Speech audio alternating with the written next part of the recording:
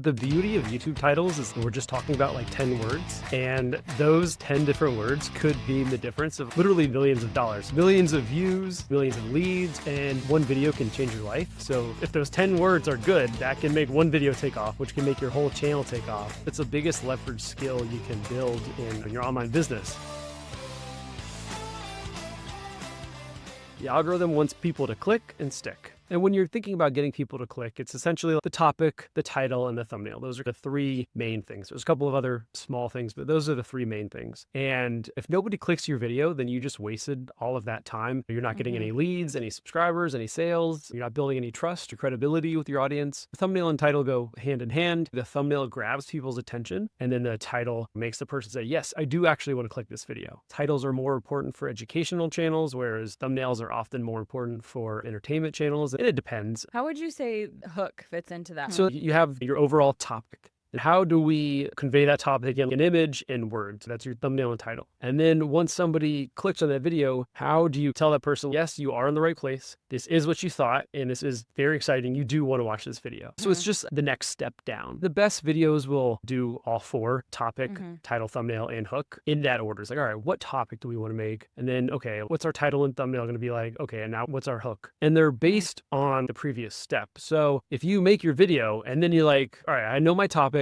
and now I'm gonna make my video, but let me come up with my hook, my title and thumbnail. Things are gonna be a little bit jumbled, and you're playing the game on hard mode because you have to think about, all right, here's what we're working with, and now let's try to make a title that fits that. Instead, you say, okay, I know my audience. Here's what they want. Here's what would make them click. Here's what they're interested in. That's my topic. Now let me write a title that delivers on that topic and makes a promise that they are interested in. And now let me write a hook that delivers on that promise that we made in the title and thumbnail. And then I'll create my content based off of the title and the hook. It's a lot easier to fall into kind of the clickbait trap of like, I don't really know what we're going to title this video. Let's maybe just throw some crap out there that doesn't really fit. Bad outcome number one is that you're clickbaiting. And bad outcome number two is that it's a horrible title because your idea is not very well thought out and crisp and clear and concise, and no one's going to click. So both of those things are bad. So life is a lot easier for you if you think of the topic and title and thumbnail first. Break that down for us. Is it the misalignment of the content and title? What does create clickbait, and how can you avoid clickbait? In my opinion, clickbait is when you don't deliver on the promise that you made in your title. And you can have a pretty crazy promise, but if your content is pretty crazy, in my opinion, it's not really clickbait. And I think everybody has their own definition of clickbait. So this is a kind of tricky subject where people will be like, oh, that's clickbait. I'm like, wait, this is literally what this video is about. It's a crazy video and it's worded to grab attention, but it's literally exactly what this video is about. So we want to get people to click. And on social media, polarizing and attention-grabbing titles and content is what builds your brand. We don't want to people please and just write super boring content. And everybody has a different threshold or taste of like, okay, this is too much for me. But in general, as a super basic rule, I want to think about, can I make a crazy promise in this title? A promise that my audience is really interested in, and then I'll make content that delivers on that promise. And that makes me feel good that I'm not clickbaiting if I'm delivering on that promise. What do you see a lot of even like seasoned YouTube video creators, content creators doing wrong when it comes to title creation? A couple immediate thoughts that come to mind. The first one is probably being unclear. And there's a couple different ways we can be unclear. We can use jargon. People call this a curse of knowledge. If you know exactly what you're talking about, if you have a PhD in something, it's easy to write a title that nobody can understand. You can also be unclear by writing long titles. A lot of people, it feels like they're insecure and they're not confident in their thumbnails and titles. So they try to overstuff. Their thumbnails will be cluttered because they want to put everything in the video in there, and their titles will be long and have 3 parts. It's like how to start a YouTube channel, pipe, beginner tips, do this in 2025, and you're just trying to beg and convince people to click by stuffing all this stuff in it. When in reality, you just want to be crystal clear and like, hey, this is the single coolest thing that this video is about, and it's really cool, and here it is. And that'll be easier for people to digest, and it depends on your strategy. So if you're trying to show up on the homepage or the recommended sidebar, you want to have shorter titles because people are passively deciding whether or not they're going to watch those videos. They're scrolling and 10 titles at a time if they're on desktop, or they're just scrolling real quick if they're on mobile. And a shorter title is going to be easier on their brain to read, comprehend, and make a decision if they want to watch that video. Whereas a longer title, if you're trying to rank in search, people are more actively searching and deciding on if they want to watch your video. So you can get away with longer titles and just making sure that you're delivering on that search or on that premise that the viewer is looking for. So clarity and length and all that stuff is kind of dependent on strategy. But in general, you want to focus your thumbnail and your title on one simple, awesome thing that is very compelling that your ideal audience can't resist clicking. What would you say the structure is for a great title? Good titles have one of the 3 click-worthy emotions: curiosity, fear, and or desire. And it could be curiosity and fear, could be curiosity and desire. Sometimes titles will have all 3. And then the super basic rule of thumb, when you're writing your titles, think, does this title have curiosity, fear, or desire? And that's if you're reading your titles and trying to figure out, are these good? On the other hand, you can say, well, let me write 10 curiosity-based titles. Let me write 10 fear-based titles. Let me write 10 desire-based titles. And that's a simple way to write 30 titles for your content. And in doing that little exercise, you're going to have 30 titles and you're going to start to figure out, oh, this is an awesome angle. This really fits my content. So now you have 30 titles, you can kind of mix and match. All right, well, this is my favorite title. I'm going to potentially A/B test these 2, and I'm actually going to use these words in the thumbnail, and I'm going to use these words in my intro because I came up with all these really good words to describe this. So that little exercise of writing 10 titles from those 3 different emotions is an awesome place to start. And it starts from, all right, and those 3 emotions are what actually make people click. It's fear, curiosity, and or desire. Okay. Let's break this down even further. You mentioned A/B testing. When you say we want to have the title, we want to have that in mind first before making the video, and then we're talking A/B testing, are we taking only the title change, but the content we've recorded in the video it's universal enough that it's just slight tweaks in that title, right? We're not talking 2 separate videos. They're similar enough. We're just seeing which combination of words performs the best, but the subject matter remains the same. Correct. Okay. So let's say we wanted to, do you have a good topic off the top of your head what your audience would love, like how to start a podcast or how to start a YouTube channel? Yeah, let's do that. How to start a podcast. All right. So let's say that we are, and we'll talk about it as if we're creating a YouTube video, but this is, really for any type of content. So our title could be how to start a podcast. Okay. So desire. All right. How to start a podcast, how to start your first podcast in 2025, how to start a podcast that makes $10,000 a month. Those are all different ways of talking about desire. And so this is why we write the title first, is because we want to think, all right, this is my audience's first podcast. We're going to iterate on that hypothesis and just try to get better every video. Okay, I have so many micro questions from just that. I love that insight and information. Let's just finish this thought with the A/B testing. As you're getting into this, are you uploading the video multiple times? Does YouTube give you the options to A/B test titles? Because I know even big creators like Mr. Beast, they will pay tons of money to just test the thumbnail and then they run with the one that works the best. What does that look like from the creation standpoint? I know exactly what you're asking, and the answer is you publish it one time. YouTube does not like duplicate content,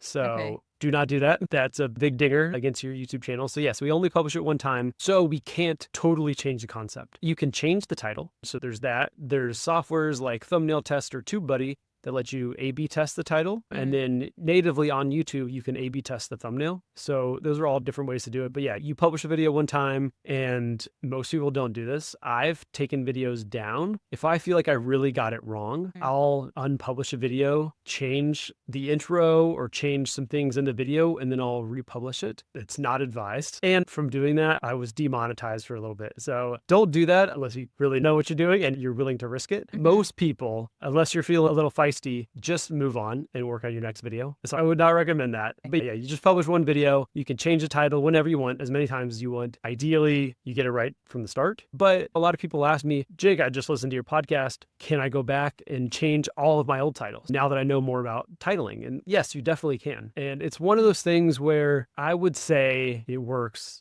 10% of the time, but it's changing 10 words. So you could easily go change 10 titles in 10 minutes and one of those might hit. And then all of a sudden, boom, it's taking off. But there's so much that goes into how successful a video is. I've increased the CTR on an old video by, it went from 5.5% to 6%. So I increased the CTR by like 10%. And all of a sudden, boom, it took off. I've doubled the CTR and didn't see really any change in views. So a lot of that's due to maybe the topic or the audience, or I don't know, maybe just there was something a little funky with the algorithm that I didn't really understand. So don't expect it to magically be like the game changer, but it doesn't cost you anything except some time and some brain power. So I would recommend it if you have time. You could also make the argument that unless it's like really horrible, just move on to your next video. And then also, do you even want people watching that video? Yeah, sometimes if you go to your really old content, it really stinks. And like, all right, well, I don't care if nobody watches it because we'll just move on. yeah. So there's a lot to consider there. But yeah, publishing one video and trying to get everything right the first time. But if not, there's some leeway. Okay, I love that. Good information. And I think it's like the micro tweaks that come as you just overcome those first hurdles. But that being said, I think it's really powerful to know in the creation process to start, like you said, with the title, know the direction you're going. I have somebody that I followed a while ago on YouTube, and I started to notice this consistent trend where every video was titled different. Every video kind of had a slightly different angle, but his expertise didn't change. And in some way, he was basically talking about the same thing in 10 different ways. Is that basically like, if you're smart at content, is that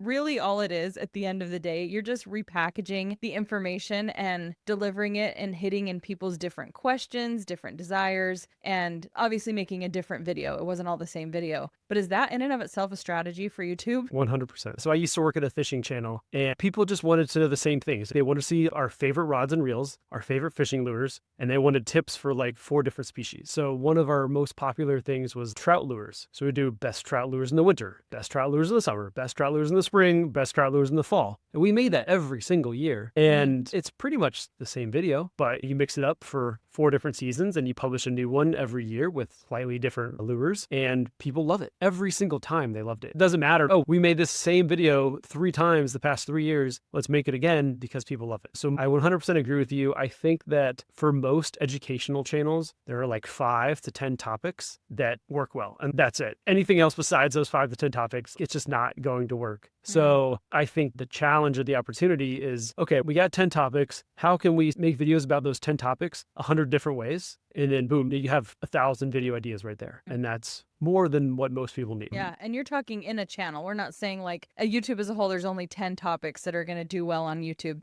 You're talking within your brand, take the pressure off. You don't have to address every single thing. And that's even plays into the algorithm, right? Like it prefers you to be the expert at the one thing. That's how it's going to deliver stuff up. Regarding the algorithm, I think it depends. I think it depends on why people watch your channel. So if people watch it for you, you can make a video pretty much on anything you want. But if people watch your channel for the topic, and that's most educational channels, then they're not there necessarily for you. So if you want to do well, your videos better be about those topics that they want. If you're a fitness channel, why do people watch you? Are you kind of entertainment vlog? If that's the case, if you're there for a little bit of entertainment, aspirational, people want to be like you, and you're teaching them about fitness, then you get away with talking about nutrition or your daily routine or whatever it is, your morning routine, because people love you. However, if you are talking to people about how to get better at powerlifting, they probably don't really care about your morning routine or your fitness because they watch your video for one specific reason. So it really depends on why people watch your channel. For most educational channels, it's because of the topic. For other entertainment channels, there's a little bit more leeway, but you really need to know why people watch your channel. But yeah, within a topic or within a channel, for most things, there are only a handful of things that work. So like on YouTube, it's like how to start a YouTube channel, how to grow your YouTube channel, or like the best gear. Like those are like the 2 topics that people care about. So you just need to think of 100 different ways of, all right, how do we talk about growth and monetization and gear in different ways? Like that's it. Oh, and the algorithm too, but it all kind of ties back to growth. So yeah, for most educational channels, it's really identifying those handfuls of topics and then using curiosity, fear, and desire to come up with a bunch of different ways to talk about those topics. Love that. Now, that being said, with the curiosity, fear, and desire, what else is going into research for titles? You can hit on those things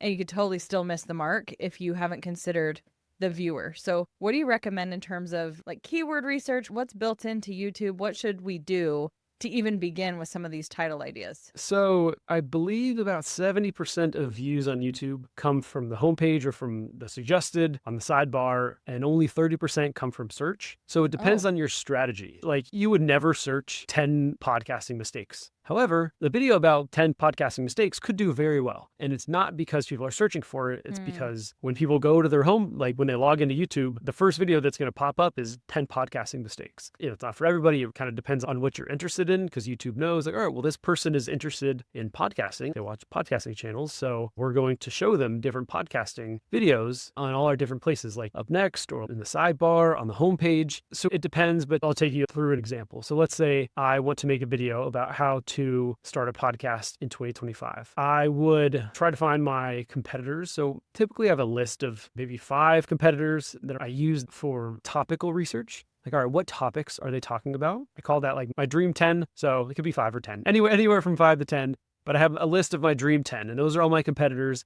And I'm mostly looking for inspiration for topics for them. And then I have a list of adjacent channels. And these are channels that I look up to, that I like. They're not my competitors. They talk about slightly different topics than I do. And I call this my Model 10. So if I have a video about podcasting, in my Model 10, maybe of channels about fitness, finance, other educational channels, maybe, YouTube is on there. Maybe Instagram, YouTube channels are on there, other educational channels. And so I would look up, all right, well, if I'm making a video about how to start a podcast in 2025, I would look up, okay, well, what did well for how to start a YouTube channel in 2025? Or, okay, so like, what do those titles look like? What do those thumbnails look like? What are the intros like? Well, what about like, all right, how to start investing in 2025? What are in those titles? What do those thumbnails look like? So that's how you can kind of start thinking like, oh, okay, in every single one of these how to start a blank video, the current year is in all of them. So I'm definitely going to include the current year in my video. And oh, they're all how-to videos? Okay, I'm going to start my video with how-to. Or maybe they're all 10 mistakes video. Well, maybe I'll make a video about 10 mistakes. But looking through your list of your dream 10 and your model 10 can help inform that and do that research for you. But specifically for topical research, you want to look for outliers. So if a channel averages about 10,000 views a video, like, all right, well, their most recent video got 12,000 views, and the one before that got 8,000. One before that got 10,000. Well, they get about 10,000 views a video. But then there was a video that got 100,000 views. Okay, well, that's something that's interesting. So I'm going to make a note of that. And for my dream 10, all my competitors, I'm going to make a note of all the outlier videos. I'm going to sort their videos by popular. I'm going to make a note of all those topics. Now I have a list of maybe 5 to 10 topics. And if you really dig into it, it's probably only 5 to 10 topics, but generally you have all these outlier videos, all these video ideas, and then you go over to your Model 10 and you look at all of their outlier videos. Like, oh, how do they word this? How do they phrase this? And you take those frameworks. So you have your frameworks from your Model 10, your topics from your Dream 10, you mash those together, and now you have semi-original ideas. They're about proven topics, so you're pretty certain they're going to do well. And they're using proven frameworks, so you're also pretty certain they're going to do well because the psychology seems to be there. And that's kind of YouTube. That's my version of research and how you mix and match proven topics with proven formats and proven frameworks. And then you come up with good ideas and then you go viral. Yeah, just like that. Just like that. Does your title strategy change based on whether it is an educational channel or an entertainment, education, all of those different approaches to YouTube? Or is it pretty much universally the same because you're still just hitting on those 3 things? It changes a little bit.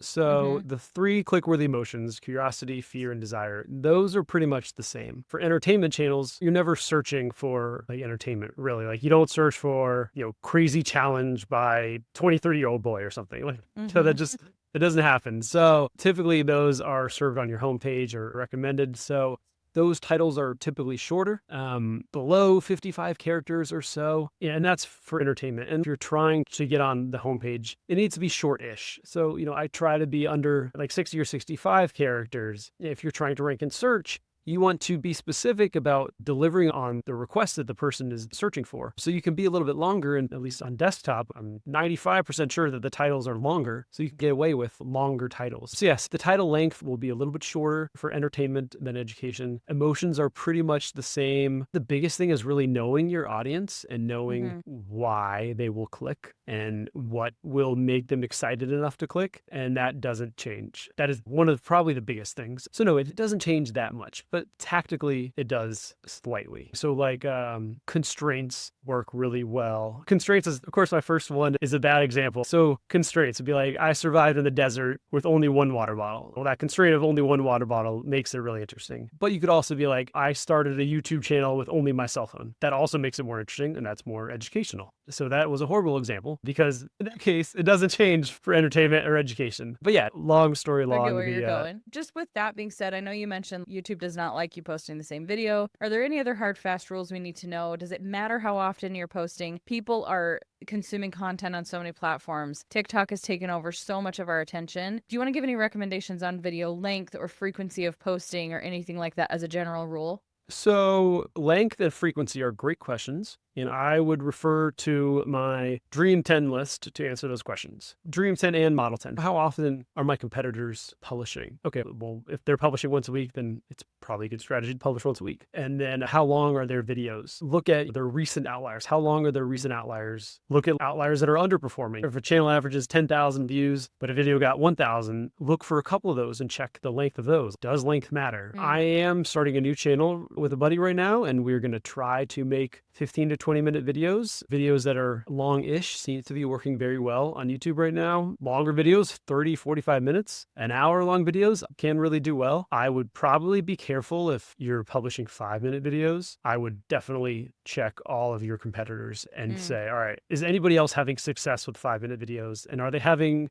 success because they're 5 minutes or despite the fact that they're 5 minutes? So yeah, I'd try to make videos, I believe, over 8 minutes. I think 8 minutes is the cutoff for how many ads you can show on your video. So, but yeah, in my opinion, the sweet spot is 10 to 15, 10 to 20 minutes long. And then frequency really depends. It also depends on your goal. Are you in the period of getting your reps in? You're just starting YouTube. You may want to consider publishing more frequently because you have 0 reps. And the thing that's holding you back is the reps and the knowledge and the experience. And that's holding back your skills. But you could publish 1 video a week. And in a year, you published 52 videos. Or you could publish 3 videos a week. And then in a year, you published 156 videos. And you're probably going to learn a lot more from those 156 videos than those 52. So it depends on your skills. But I am a big fan of getting the reps in just to learn. And it technically might not be the best strategy to do that, but also it's better than publishing 1 video a month and you just never really get good at it. Yeah, with anything, consistency and just doing it enough, putting in the reps is a really good analogy for that. Does it hurt you at all if you start gung-ho and then you start to parse that back? Because I think sometimes we fear committing to that and thinking, well, I don't want to do 3 videos a week for the rest of my YouTube life. Is it okay to set that and just treat it like a testing time and then change things later?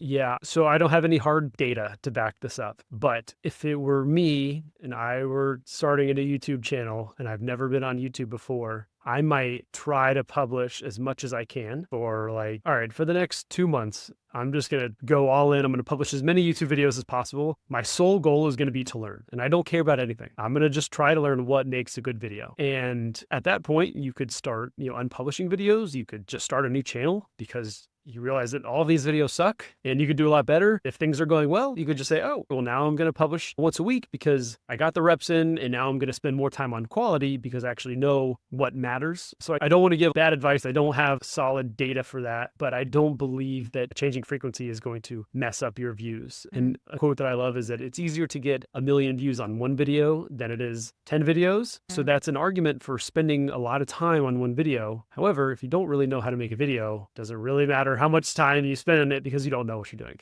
Yeah, good advice. Thank you so much, everything that you've shared today. We really got as much information as we could in such a short amount of time. Where's the best place for people to keep learning about YouTube, connecting with you? Yeah, creatorhooks.com is my website. I have a weekly newsletter. Every Monday morning, I send out 5 viral YouTube videos that kind of share why they worked. And then on Twitter and LinkedIn, looked up Jake Thomas. Thank you so much again, Jake. This was amazing. We appreciate everything that you've shared. Yeah, thanks for having me.